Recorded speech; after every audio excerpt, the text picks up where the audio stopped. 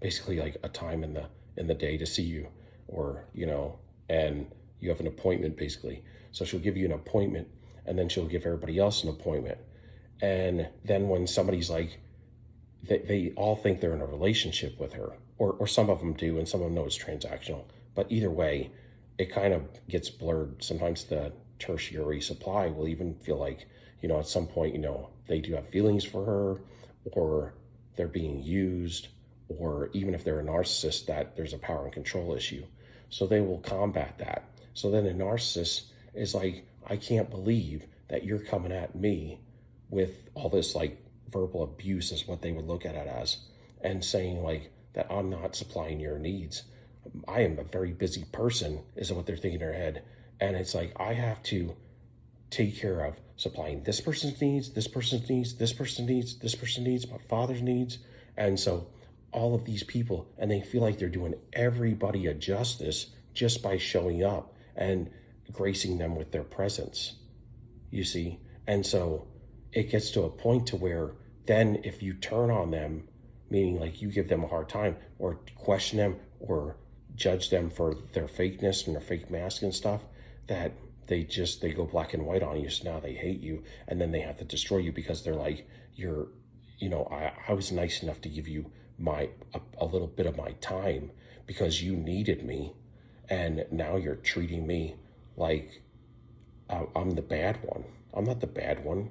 If it wasn't for me, and that's the thing, like when they're dating you, they'll tell you like it's exclusive or whatever, but in their head, it's almost like they kind of rationalize it like they have to take care of all these other people, or else these other people won't be able to survive without them. So they're doing them just goodness by spending time with them and helping them, and they're like sleeping with them and all kind of stuff, right? And using them for transactional things. It could be money, it could be sex, it could be, a trip, it could be just validation, it could be hugs and love, whatever. And so I think this is the way people would ask, well, how do they just walk away and this and that? Well, they don't really love. Their love is power and control. But it's when they first come in, they kind of look at it like they are making your life better because they're like this person that's very important, and they only have so much time in the day, and they have 5 or 6 people to kind of like take care of or make sure that their needs are supplied by me just showing up. And they get to a point to where it's kind of like over time, I think it gets to where it slides down far enough to where it's like, I'm here, now you have to make me feel like a princess. I mean, because just me being in your life is making your life worth living. And then when you argue, annoy them, they get offended and silent treatment you because they can never go inside.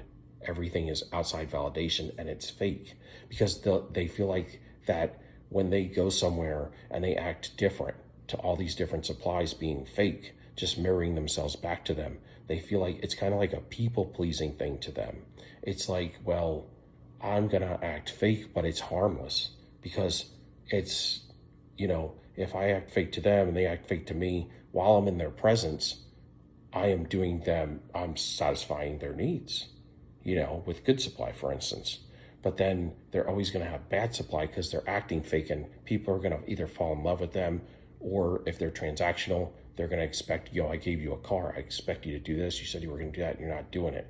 And so then there's all these offenses that come up, or somebody that does feel like they need more of a love relationship with them, they want to grow the relationship, and then they're not built for that. So then they go black and white on them. And so then they're out to destroy them, they'll silent treat them, and then they go to another place and they have a different mask on, but they feel like that it's kind of like they're people pleasing. I'm here to make your life better, and I'm wearing a mask, but that's what it takes, and it's harmless, and that's what I have to do to make everything cohesive in your life.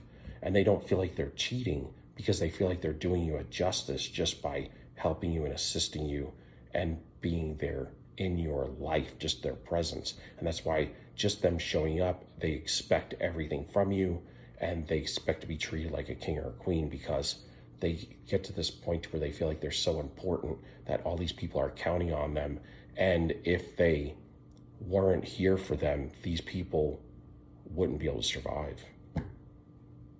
And that's how I believe that the thinking of the narcissist kind of culminates. And then it's a construct. It's a construct. And when you get into a construct that you've been living all your life, starting with the way you went down it with your innate self with your father or her father in early childhood, putting on the mask because, and they usually shame feelings and emotions. So whenever they would act out and cry, a lot of times they would shame them into, they need to have the power and control. They can't show those feelings, that they need to hide that inside. And so you hide it inside. And if you can't hide it inside, then you get shamed. But if you can never control it, that's where the borderline comes from. So that would be like shadow work, that they can never do shadow work. But see, the borderline, now, if they continue it on that road and they keep getting shamed by their father for showing their emotions and flipping out and stuff, then what happens is that's where they become the covert narcissist. Instead of becoming the borderline where they actually act out and freak out all the time and their emotions are all over the place, they become covert with it. On the outside and anywhere in public, they're going to act like it's all put together.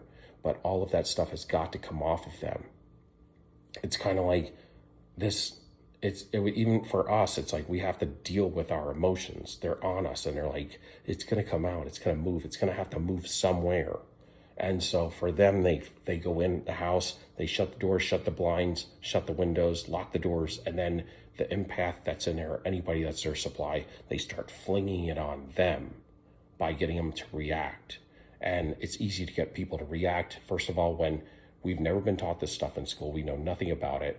It kind of comes out of an innate construct, but it's evil, and it starts to become more and more evil. And then the evil kind of construct turns into what becomes the demons, or the open doors for the demons to some degree. And if you get away from, love and the construct of love long and far enough, and this is empty enough in here because you're not using any of this, you're always masking up and looking from the outside, then this is going to be really literally dead. And because it's dead, it leaves like open air. It's like a vacuum for negative things to come in, because outside of goodness of God, you're not going to get anything but evil as a vacuum to come into that, in my humble opinion. And so they built the construct, and the construct becomes, like solidified by cement, man. It's almost like they've been doing it so long that you just can't quit it. And then it becomes, if you get to where the construct turns into open doors for entities, then the entities take control, first through a foothold, then a stronghold, and then oppression, possession. And then it's like outside of maybe deliverance or a multitude of things can you really get assistance and help, because you're almost infested with evil now. And you just continue down that path, but that's really all you know. You're a pathway to nowhere, a bunch of short-lived relationships that you revolve back around to that become just the same thing. And as you go through these relationships, you really get to a point to where you can read people from that level, which is the fight or flight or the survival mode type influence. Anyway, if you can give me a like, subscription, thumbs up. I thought this was good to throw out to y'all. I'm gonna post it. Love y'all. Peace.